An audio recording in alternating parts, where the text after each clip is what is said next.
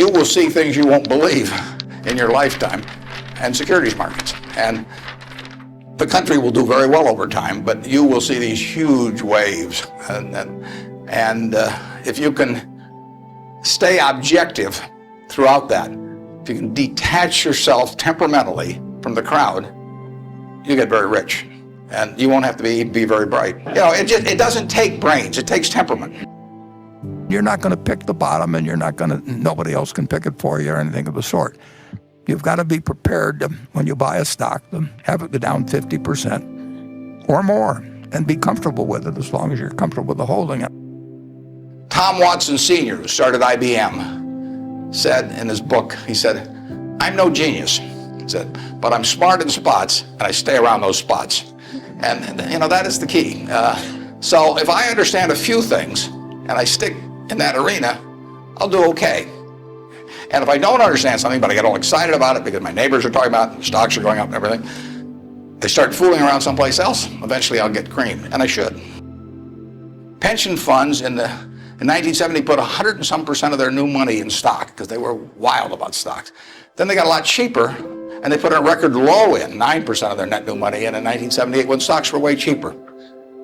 People behave very peculiarly in terms of the reactions because they're human beings, and they get excited when others get excited, they get greedy when others get greedy, they get fearful when others get fearful, and they'll continue to do so. Nothing is forced upon you, so there are no called strikes in the business. The pitcher just stands there and throws balls at you, and if you're playing real baseball and it's between the knees and the shoulders, you either swing or you get a strike called on you. If you get too many called on you, you're out. In the securities business, you sit there and they throw U.S. Steel at 25, and they throw General Motors at 68, and you don't have to swing at any of them. They may be wonderful pitches to swing at, but if you don't know enough, you don't have to swing.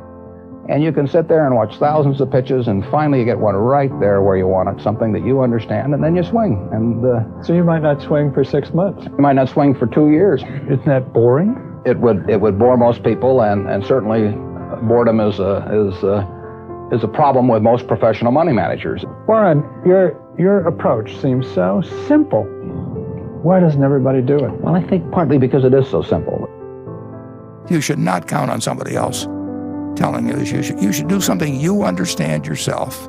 If you don't understand it yourself, you're going to be affected by the next person you talk to. And so you should be in a position to hold. And I don't know whether today is a great day to buy stocks. I know it will work out over 20 or 30 years. I don't know whether it'll work out over 2 years at all. On Wall Street, it's so easy. You can buy one at 10 o'clock and sell it at 10:05, and you can become a part owner of General Electric at 10:10. That the very ease with which that can be done causes people to do a lot of things that don't make a lot of sense. But most of the fortunes have been made in relatively few securities, and ones that were held for a very long time, and ones that the buyer understood. If you don't know enough to know about the business instantly, you won't know enough in a month or 2 months. I mean, you have to have sort of the background of understanding and knowing what you do understand and don't understand. And that is the key. It's defining what I call your circle of competence. And everybody's got a different circle of competence. The important thing is not how big the circle is. The important thing is staying inside the circle. And if that circle has only got 30 companies in it out of thousands on the big board, as long as you know which 30 they are, you're okay. And you should know those businesses well enough so that you don't need to do lots of work. Now, I did a lot of work in the earlier years just in getting familiar with businesses. And the way I would do that is I would go out, the current price and all of that.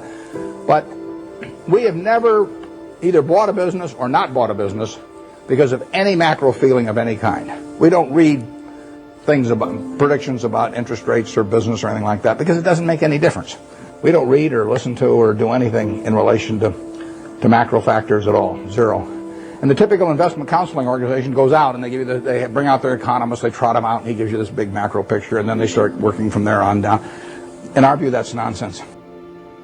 If you think you're going to be a lot happier if you've got 2x instead of x, you're probably making a mistake. I mean, you ought to find something you like that works with that, and you'll get in trouble if you think that making 10x or 20x is the answer to everything in life, because then you will do things like borrow money when you shouldn't, or or maybe cut corners on things that your employer wants you to cut corners on. Or it just doesn't make any sense. You won't like it when you look back on it. When you get out here, take a job you love. Don't take a job that you think is going to look good on your resume. Take a job you love. You may change it later on. I always really worked in a job that I loved doing, and you should really take a job that if you were independently wealthy you would take. That's the job to take, because that's the one that you're going to have great fun in. You'll learn something. You'll be excited about it, and you can't miss. You may go do something else later on, but you'll get way more out of it, and I don't care what the starting salary is or anything of the sort. If you look around you at the people you admire, they have certain qualities. I mean, you've got friends. Why do you like them? Generally, generally they have an upbeat attitude on life. Generally, they are generous people. They're humorous people. They're people that do more than their share. They're people that are thinking about something nice they can do for you. And all of those qualities attract you. And none of those are innate at birth. I mean, you can acquire those. And then there's other people that turn you off, and they have habits. They take credit for things they didn't do. They don't show up on time, whatever it may be. They're a little dishonest about things. And if you're looking at your life at a young age like you are, and you can choose what kind of a person you can be, why not be the person you admire rather than the person you can't stand? It's so simple. So just write down the qualities you like. Take your 5 best friends. Why do you like them? And just write down those qualities.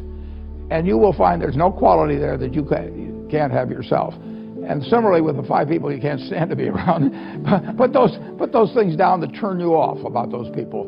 And if they turn you off about them, why should you possess them? It's so simple. It's enormously important to have people work with you in life. Right. They're going to work with you in life if they like you.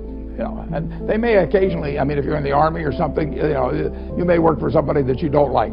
But by and large, you're going to get the best out of people if they feel good about you. It's just so easy, but you've got to develop the habits early, because you can't say I'm going to suddenly become a terribly attractive person when I'm 60. It just doesn't work that way.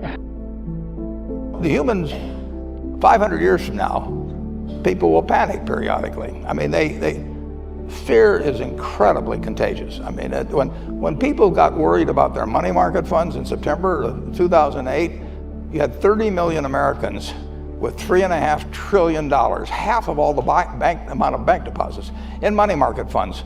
A week earlier, none of them were worried, and within a couple of days, everyone that had a money market fund was worried, and that was something they didn't expect to be worried about. And they looked at their neighbor and they were worried. And at that time, in 3 days, 5% of all the money market. I mean, there was a run on money market funds like you can't believe, and I give great credit to the government for taking the actions that they did. So fear spreads instantaneously.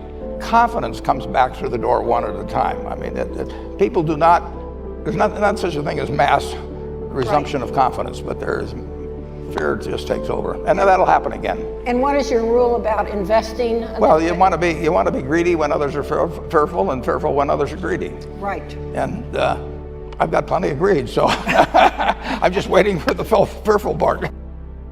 I'm not recommending that people buy stocks today or tomorrow or next week or next month. I think it all depends on your circumstances, but you shouldn't buy stocks unless you expect, in my view, you expect to hold them for a very extended period, and you are prepared financially and psychologically to hold them